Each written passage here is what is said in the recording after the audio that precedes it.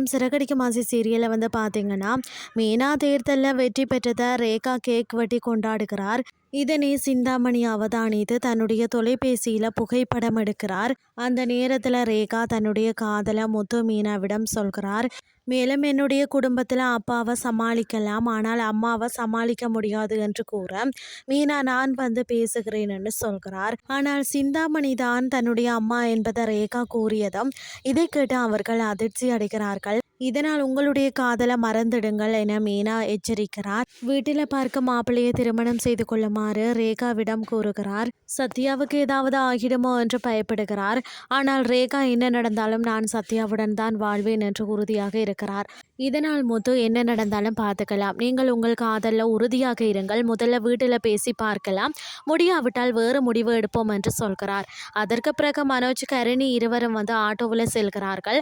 ஆனால் அது கரிணிக்கு ஒத்து வராமல் வழியிலே வாந்தி எடுக்கிறார். இதனால் மனோஜ் குளிர்பானம் வாங்க செல்ல அங்கு ரோகிணி அவரிடம் பேசுகிறார். மேலும் கரிணிக்கு டாஃபி கொடுத்துட்டு நான் பியூட்டிஷியன், நீங்கள் வெளியூரா, உங்களுக்கு ஸ்கின் அலர்ஜி வந்தால் என்ன தொடர்பு கொள்ளுங்கள் என்று அவருடைய தொலைபேசி எண்ணையும் வழங்குகிறார். பின்பு மனோஜ் வர்றதை அங்கிருந்து அவதானித்து கிளம்புகிறார்.